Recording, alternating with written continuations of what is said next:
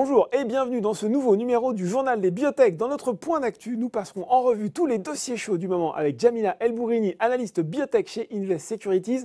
L'entretien sera lui consacré à Karen Ayache, fondatrice et directrice générale de l'Isogène. Le Journal des Biotech, c'est parti.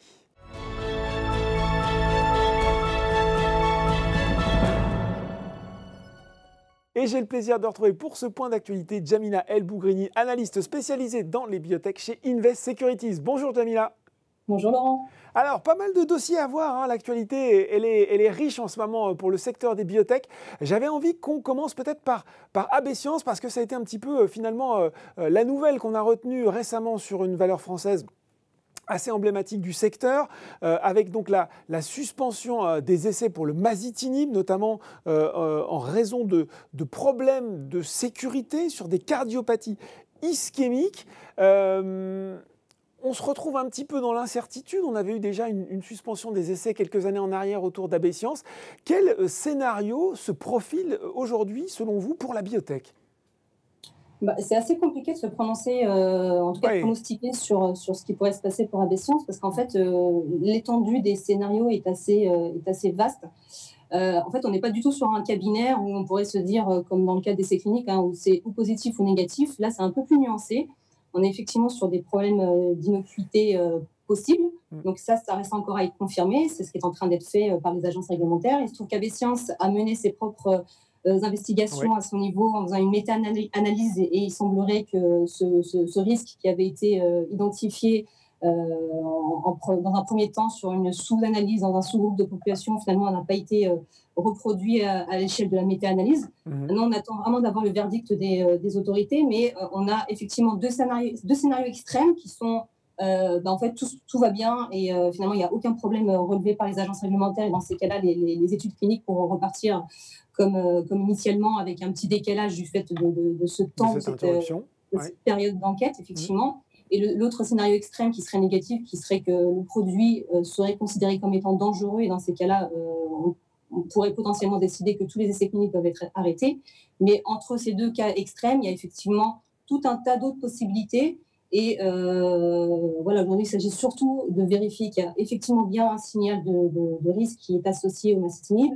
Si association, en tout cas lien de causalité, il faudra déterminer le niveau de gravité, la proportion de patients que ça peut concerner versus placebo, et en prenant en compte l'ensemble de ces paramètres, décider indication par indication du ratio de la balance, en tout cas bénéfice-risque, et décider si effectivement, au regard en fait, du bénéfice que prétend apporter masitinib dans chacune des indications, parce qu'on est sur des indications qui sont quand même très différentes, donc on a des critères primaires qui sont très différents et donc des bénéfices qui peuvent être apportés qui sont différents. Est-ce que ces bénéfices restent supérieurs au risque encouru? Oui. Exactement, supérieurs au risque que pourrait apporter masitinib si risque associé il y avait. Quand je vous écoute, je me dis que quand même, ça va prendre du temps tout ça, non ?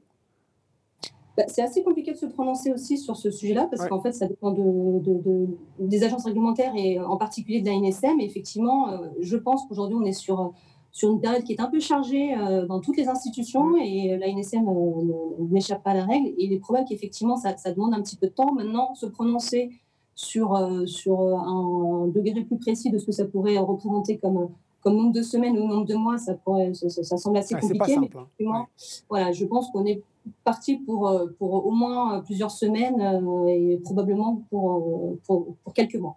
Quelques mois à rassembler les informations nécessaires. Je voulais évoquer aussi avec vous quelque chose dont on a beaucoup entendu parler, et même en dehors finalement du secteur des biotech, c'est ce traitement de Biogène, traitement mis sur le marché aux États-Unis.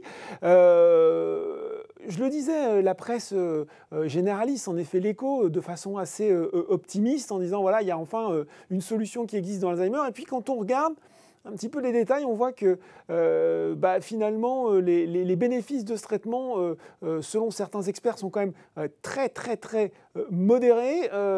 Quel bilan vous en faites, vous, de cette mise sur le marché ? Effectivement, il y a deux écoles de pensée sur l'accueil qui a été fait de cette approbation. Alors, il y a des gens qui, effectivement, se sont réjouis de cette nouvelle, parce que bon, faut quand même rappeler que... on n'a pas grand-chose dans Alzheimer, hein. Exactement. Ouais. Alors, déjà, il n'y a pas grand-chose dans l'Alzheimer. Et dans le dernier produit qui a été éprouvé, ça remonte à 2003. Donc, on était quand même sur un tunnel de désert total Mm. sur ce sujet. Donc, effectivement, ça a été perçu comme étant un bon signal, à défaut d'avoir un produit qui est vraiment atteint des critères objectifs, en tout cas de bénéfices, comme on pouvait en attendre. Mais certains experts et en tout cas acteurs de la communauté scientifique et médicale se sont réjouis en se disant que c'était aussi l'occasion de se dire, en tout cas de créer l'enthousiasme et de motiver d'autres acteurs qui pourraient apporter des approches un peu plus différenciantes et peut-être disruptives, qui pourraient s'engager dans le domaine d'Alzheimer en se disant, en arrêtant de se dire en tout cas c'est pas la peine de s'engager Ouais. dans Alzheimer parce que de toute manière le taux d'échec est relativement haut et qu'on arrive sur des phases avancées et finalement on se fait retoquer par les agences Ouais. réglementaires faute d'avoir des bénéfices à la hauteur. Suffisant, Donc ouais. finalement, le fait d'avoir une approbation quand même, ça peut encourager de Ouais. nouveaux acteurs à s'engouffrer, en tout cas, à s'engager dans Alzheimer. Et effectivement, Quels l'autre acteurs vous école, inspirent, vous, justement, sur cette thématique d'Alzheimer? sur Euronext Paris. Pardon? Oui, par D'autres. exemple, française ou même européenne, hein? Alors, dans les grosses sociétés, il y en a quand même quelques-unes, mais s'il fallait revenir sur les biotech françaises, Mm. il n'y en a pas beaucoup. C'est vrai qu'aujourd'hui, on en décompte trois, en fait. AB Science, dont on parlait à l'instant, Ah oui, tu il m'as y a dit. un programme de phase 2 qui était dans Alzheimer, Mm. qui cible en fait une approche différente parce qu'on est plutôt dans l'inflammation pour ce qui est d'AB Science. On a également Pharanext, donc Mm. avec sa fameuse approche de pléothérapie. Donc là, on est sur une combinaison de traitements qui va cibler plutôt la balance, en tout cas le rééquilibrage des récepteurs glutamate et au GABA avec l'objectif derrière de pouvoir justement réduire l'accumulation des protéines qui sont la cause d'Alzheimer, en tout cas qui sont considérées comme étant la cause d'Alzheimer aujourd'hui, à savoir la bêta-amyloïde et la protéine Tau. Et puis la dernière société qui est aujourd'hui active dans le domaine, c'est Terranexus, Ouais. qui a une étude de phase 1B validée et qui là est plus sur une approche cognitive. Donc on est quand même sur des approches qui sont sensiblement différentes de ce que fait Biogen, parce que Biogen cible vraiment la cause. Donc l'objectif en termes de bénéfices, c'est vraiment de ralentir la progression de la maladie. Mm. Alors que sur les aspects plutôt inflammation cognitive ou voire même sur ce que cible Pharnex, on est plutôt sur une amélioration de la qualité de vie des patients. Ouais. Donc c'est quand même sensiblement différent. Après, effectivement, il y a un pipeline qui est très très riche dans Alzheimer. Voilà, il y a l'université du Nevada, par exemple, édite chaque année de façon assez régulière un pipeline en fait, de différents acteurs, de différentes molécules qui sont en cours dans Alzheimer. Mm. C'est une étude qui n'est pas exhaustive parce qu'elle se concentre essentiellement sur les États-Unis, mais globalement, aujourd'hui, il est considéré qu'on a un peu plus de 150 molécules qui sont à l'étude, avec plusieurs études cliniques. En phase 3, on est à peu près à 30% de ces études qui sont en phase 3. Bon, et puis, vous l'avez dit, hein, finalement, on peut voir cette décision de la FDA comme l'idée d'entrouvrir la porte, donc finalement, à quelque chose de positif pour les biotech qui travaillent dans le secteur et qui comme ça, pourraient se dire qu'elles peuvent amener des traitements innovants, même si, eh bien, pour le moment, le bénéfice, il est peut-être encore un petit peu limité. Oui, absolument. Sachant que, pour finir sur ce point-là, c'est que la FDA est quand même restée relativement prudente sur le sujet, puisqu'elle n'a pas donné d'autorisation de mise sur le marché définitive. C'est une autorisation accélérée, le temps que Biogen puisse mener une étude confirmatoire pour vraiment s'assurer qu'il y a bien un bénéfice. Parce qu'effectivement, la controverse qu'il y a, c'est que déjà les résultats qui sont ressentis positifs étaient plutôt mitigés. Ouais. Et en plus, il y a eu plusieurs études cliniques faites avec ce produit-là et certaines sont ressorties négatives. Oui. Donc c'est vrai que la question se posait et le comité qui avait rendu un premier verdict en fin d'année 2020 était plutôt négatif. Donc la FDA a décidé quand même de ne pas tenir compte, entre guillemets, de cet avis négatif pour donner une autorisation accélérée. Donc c'est vrai que ça a vraiment créé la polémique. Ouais. C'est allé jusqu'au point où certains membres des comités de la FDA ont décidé de démissionner. Oui, c'est ça.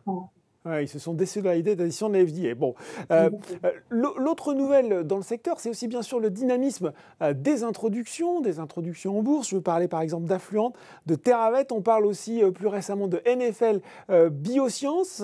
Bon, même si pour Affluent et Teravet, finalement, ça s'est fait, mais peut-être pas à chaque fois en haute fourchette. C'est encourageant malgré tout, selon vous, ces opérations qui succèdent à la Bourse de Paris ? Oui, effectivement, c'est encourageant, surtout après une année 2020 et une année 2019 encore avant qui était pas forcément extrêmement riche en termes d'opérations. Donc, c'est plutôt bon signe. Après, sur la biotech, effectivement, la bonne nouvelle, c'est que toutes les opérations sont passées, ce qui n'est pas le cas dans tous les autres secteurs. Les premières sont passées haut la main parce qu'il y a eu une sursouscription assez importante. Sur les dernières, ça a moins été le cas, mais je pense que là, on est sur un momentum où peut-être que les gérants sont sursollicités. Qu'il y a beaucoup d'opérations, de façon générale, beaucoup d'introductions en ce moment. Voilà, beaucoup d'introductions en bourse, ce qui fait que les gérants, quand ils voient passer les dossiers, probablement que dès qu'il y a un sujet, en tout cas de questionnement, préfèrent passer leur route et aller voir d'autres dossiers peut-être un peu plus intéressants. Donc voilà, pour en revenir sur la biotech, en tout cas sur le secteur de la santé globalement, la bonne nouvelle, c'est que toutes les opérations sont passées jusque-là. La deuxième bonne nouvelle, c'est qu'on est aussi sur des profils de société assez diversifiés, ce qui est aussi assez intéressant à mon sens, parce que ça veut dire que ça laisse la porte à d'autres secteurs assez innovants, notamment avec Terravet sur le vétérinaire, ce qu'on n'avait pas vu depuis un certain temps. Oui. Et puis également avec la dernière opération donc, qui a été annoncée là mercredi, NFL, qui est donc sur le sevrage tabagique pour le premier programme le plus avancé, mais qui adresse en tout cas tout ce qui est de l'ordre de l'addiction. Donc, on est aussi sur des programmes un petit peu plus précoces, mais qui pourraient adresser l'addiction au cannabis et à l'alcool, ce qui est assez intéressant, parce qu'on est sur un sujet grand public, puisqu'il y a beaucoup de personnes qui pourraient être éventuellement concernées par ces problématiques et ces troubles. Mais en plus, encore une fois, dans le paysage global des sociétés de santé, c'est assez nouveau en termes de thématiques. Donc, assez intéressant, je trouve. Oui, voilà, effectivement, je pense qu'il y a beaucoup de gens qui peuvent se sentir concernés par le sevrage tabagique. Jamila, à quel rendez-vous on se met à l'agenda de l'investisseur éclairé des biotech pour les mois à venir, en tout cas peut-être d'ici la fin de l'été? Effectivement, d'ici la fin de l'été, il y a quand même beaucoup de gros rendez-vous qui sont attendus avec des phases assez avancées, ou alors vraiment des étapes réglementaires. La plus proche, c'est Genesight, dont on attend les résultats de phase 3 Reflect, donc, qui est mené aux États-Unis sur le mois de juin. Donc, ça veut dire qu'on est quand même sur 2 semaines, en tout cas une fenêtre de 2 semaines avant que cette nouvelle tombe. Donc, c'est un gros rendez-vous qui est attendu. Ensuite, on a Abivax, qui doit aussi communiquer sur le mois de juillet des résultats de phase 2 dans une autre maladie immunitaire, auto-immune, qui est la polyarthrite rhumatoïde, sachant qu'elle avait déjà communiqué fin mai des résultats très positifs voilà, en phase 2B sur une autre maladie auto-immune. Donc on peut légitimement... C'est la rectocolite hémorragique, c'est ça, Jamila? Exactement, c'est absolument ça. Et donc, voilà, on est sur 2 indications différentes, mais qui font partie de la même famille des maladies auto-immunes. Ça veut dire que le mécanisme d'action sous-jacent est relativement similaire. Donc, on peut logiquement, en tout cas de façon intuitive, se dire que si ça a marché dans la rectocolite hémorragique, il y a des chances que ça marche également dans la polyarthrite rhumatoïde. Et ensuite, on a Biofitis, qui attend des résultats de phase 2 dans son étude COVA, et dans son étude SARA, donc qui touche à la sarcopénie, et des résultats de phase 3 dans son étude COVA, donc qui est son produit qui est mené dans le Covid. Donc là aussi, c'est un gros rendez-vous parce que, comme on le sait, il y a peu de traitements aujourd'hui qui sont ressortis positifs dans la Covid. Donc il y a quelques vaccins. Aujourd'hui, il est quand même question de sortir un traitement, et c'est vrai que Biofitis fait partie des premières biotech qui pourraient délivrer à court terme des résultats. Donc on attend impatiemment ces résultats. Et puis après, un horizon un peu plus lointain sur le T3, mais bon, le T3 est quand même vite arrivé avant la fin de l'été. On a 2 gros rendez-vous avec Poxel qui doit annoncer le verdict de l'agence réglementaire japonaise sur son produit imiglimine en diabète de type 2. Donc ça, c'est important parce que bon, déjà, on est sur un produit qui pourrait potentiellement arriver sur le marché dès cette année. Et en plus, on sait que cette validation de l'agence réglementaire pourrait conditionnerait en tout cas un milestone d'à peu près 13 à 14 millions d'euros. Donc ce sera toujours ça pour la société. C'est pas négligeable. Et la dernière société, c'est Valneva. Donc celle-ci, elle est suivie par beaucoup de monde. Donc effectivement, on attend les résultats de phase 3 de l'étude du vaccin contre la Covid. Donc là également, gros rendez-vous pour le secteur global de la santé, parce qu'on sait que sur Valneva et ce vaccin, il y a beaucoup d'attentes au-delà de Valneva. Bon, en tout cas, pas mal de résultats qui vont tomber. On ne va pas s'ennuyer dans les semaines et les mois qui viennent. Vous reviendrez sur le plateau pour les commenter avec nous. Avec plaisir. Merci beaucoup, Jamila. Merci à vous. À bientôt. Tout de suite, dans le Journal des Biotech, c'est l'interview.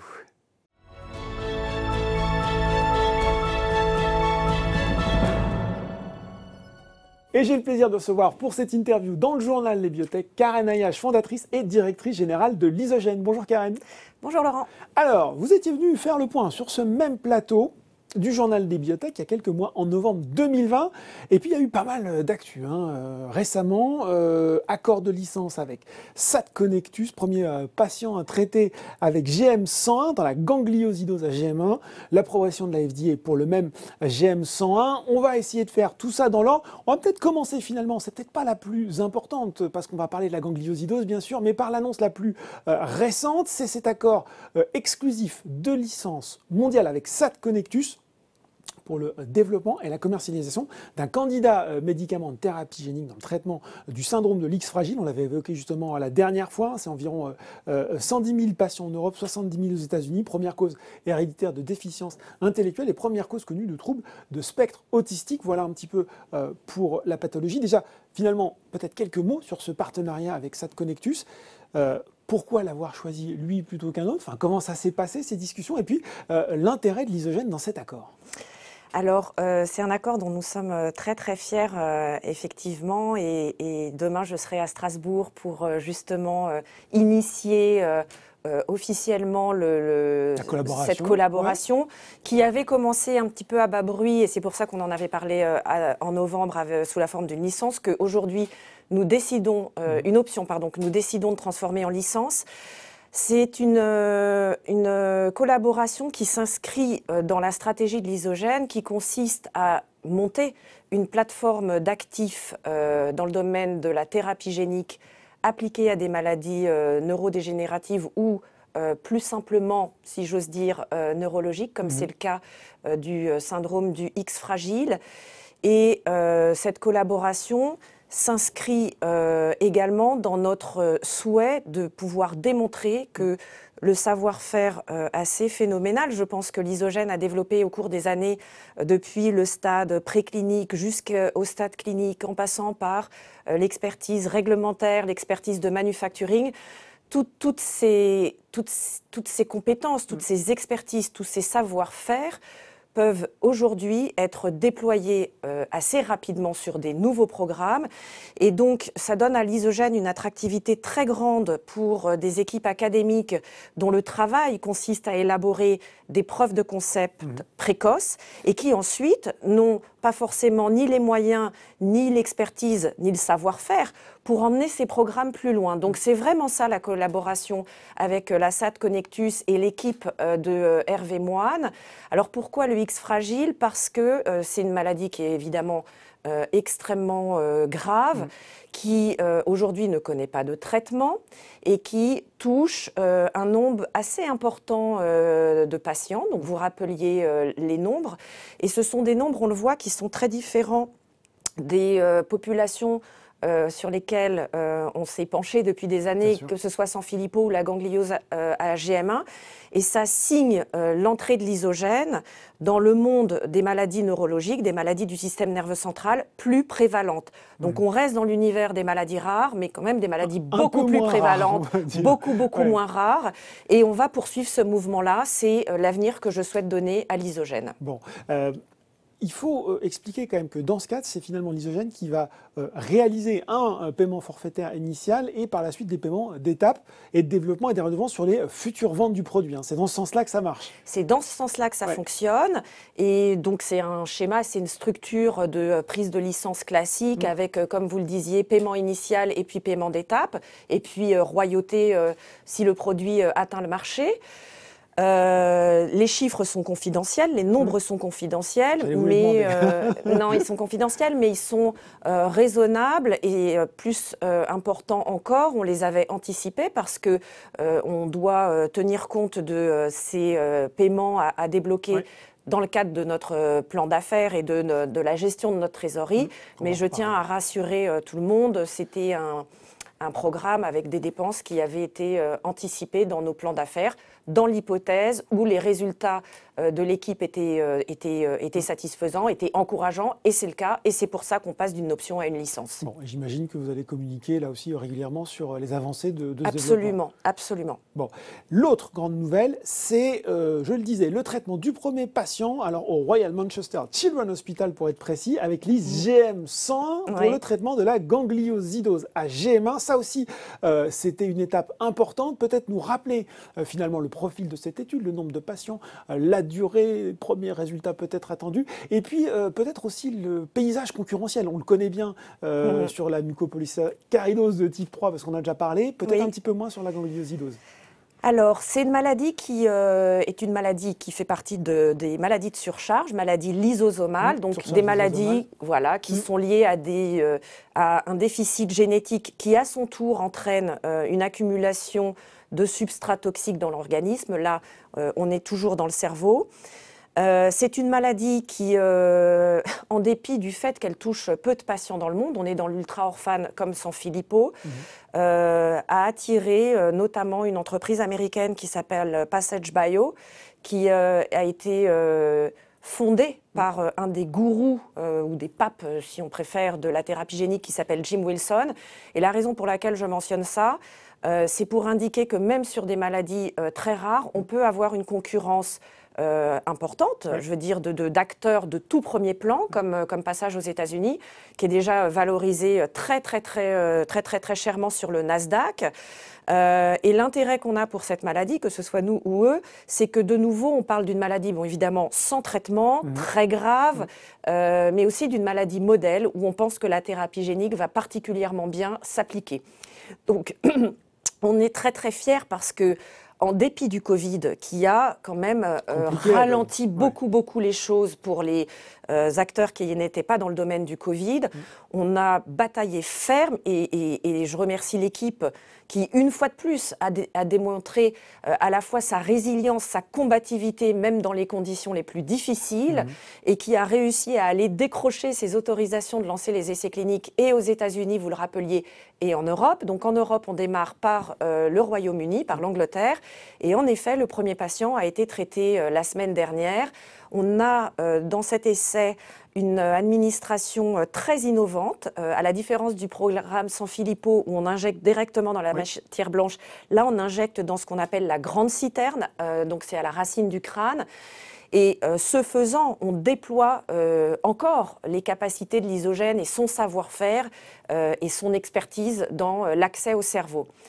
C'est un essai qui concernera 4 patients pour sa phase 1-2, donc qui s'appelle Stage 1 parce qu'on est dans ce qu'on appelle, et sans rentrer dans des détails techniques, un design adaptatif, c'est-à-dire que dans un seul essai, on fera les évaluations d'innocuité et on basculera dans les études d'efficacité dans un deuxième temps, mais tout ça sera formulé dans le cadre d'un seul et même essai, ce qui permet de raccourcir les délais entre deux phases.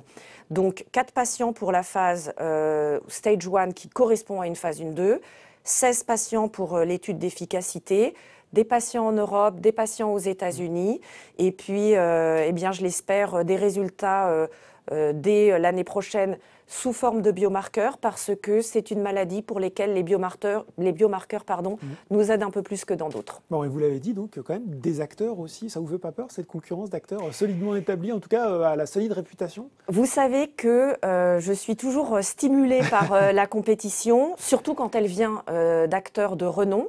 J'ai totalement confiance et dans l'équipe et dans les partenaires avec lesquels on travaille. Et puis j'en veux pour preuve de cette confiance, enfin comme illustration, que l'autre société est aussi en essai clinique et on a recruté et on a traité. Donc ça veut dire que même face à des grands concurrents, on arrive à tracer notre chemin. Bon, voilà pour ce premier recrutement dans la gangliosidose. Il faut parler aussi de l'IS SAF 302, on avait parlé là aussi la dernière fois des difficultés à cause du Covid de réaliser l'étude de phase 3 dans une situation sanitaire compliquée. Fin 2020, vous aviez publié des données positives sur les biomarqueurs, justement, qui avaient fait réagir le cours. Où est-ce qu'on a de cette étude? Il y avait aussi, fin juin 2020, hein, cette suspension de l'étude aux États-Unis. Est-ce que vous avez fini de discuter avec la FDA? Comment ça se passe? Quand est-ce qu'on va avoir les résultats? Alors, c'est une excellente question et je sais qu'elle intéresse beaucoup les investisseurs et nos téléspectateurs, enfin nos interspectateurs, pardon. Alors, où on en est? Je rappelle que le clinical hold est venu d'une série d'images, de findings, comme on dit, d'IRM, d'imagerie radiologique, qui démontrait quelques impacts au point d'injection du produit dans la matière blanche du cerveau des patients. Cette suspension est intervenue quelques jours avant qu'on traite le patient numéro 20, qui ne sera pas traité. Donc je tiens à le dire et à le redire, l'essai aujourd'hui sans Philippot est totalement enrôlé. Nous n'enrôlerons pas de patients supplémentaires dans cette phase telle qu'elle est dessinée et complètement enrôlée, encore une fois. Puisque avec 19 patients, on atteint la puissance statistique que l'on cherche. Donc ce n'est pas le problème du patient qui manque. Ça, voilà, ce problème-là n'existe pas et est évacué. Maintenant, qu'est-ce qu'on peut dire de la réponse qu'on peut apporter à la FDA? Alors, pourquoi ça prend du temps? Je tiens à le préciser. Ça prend du temps parce que la FDA nous a demandé un suivi au long cours sur les patients. Et donc, le long cours, ce n'est pas 2 jours, ce n'est pas 1 mois, ce n'est pas 3 mois. C'est plutôt des calendriers de l'ordre de 9, 12, 18 mois. Donc là, on est exactement 1 an après le clinical hold. On a préparé, on a étudié tout au long de l'année un certain nombre de choses de manière très approfondie pour essayer d'identifier la source possible de ces impacts au niveau du cerveau. Donc, on a étudié le produit, on a étudié rétrospectivement, sachant qu'évidemment, il avait été autorisé, il était passé sous toutes les fourches codines, mais on a fait ce travail d'investigation rétrospectif sur le produit, sur l'administration et les techniques d'administration, et on n'a rien trouvé qui puisse nous permettre d'expliquer les phénomènes. On a également travaillé très dur sur la biologie associée à ces impacts, et on a pu exclure 2 facteurs très importants possibles. C'est une réaction immunitaire ou une réaction inflammatoire. Donc aujourd'hui, on sait que ça n'est ni l'un ni l'autre. Donc il est vraisemblable que ces impacts très mineurs, à vrai dire, au site d'injection, soient liés à une surexpression transitoire de l'enzyme. Mais la très bonne nouvelle, c'est qu'au long cours, et encore une fois, c'est ce que nous demandait la FDA, on observe une totale stabilisation du phénomène, donc aucune aggravation, donc le phénomène est stoppé. Et plus important encore, il n'est associé à aucun signe clinique délétère. Donc on a bon espoir que, alors tout en ayant gardé des interactions avec la FDA au cours de l'année, on attendait d'avoir collecté toutes ces informations. Aujourd'hui, ça s'est fait. Et donc toutes ces informations ont été collectées. Nous allons les livrer aux autorités sanitaires qui vont prendre le temps qu'il faut pour les analyser et, espérons-le, avoir un retour favorable. Donc ça, c'est pour la partie clinical hold. Pour les résultats, vous le savez, c'est un essai qui dure 2 ans. Donc le dernier patient a été enrôlé l'année dernière en avril 2020, ce qui signifie que la dernière visite du dernier patient aura lieu en avril 2022. Et là, on commencera à lire les données, à les analyser. Donc, jusque-là, on ne peut pas tellement faire de prédictions, sauf au niveau des biomarqueurs qui, vous le rappeliez, dans un premier batch d'études qui avait eu lieu à la fin de l'année 2020 était très très bon et très encourageant et montrait à la fois une activité enzymatique suite à l'injection du produit et une très forte réduction des substrats toxiques. On entreprend de nouvelles études donc sur un pool d'échantillons plus important.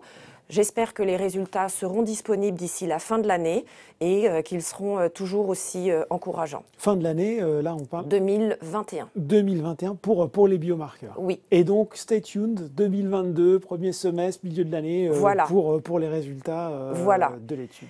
Et stay tuned également pour la stratégie de l'isogène qui, vous l'aurez compris, consiste désormais à faire entrer des actifs précoces dans le pipeline et développer les complémentarités et les synergies.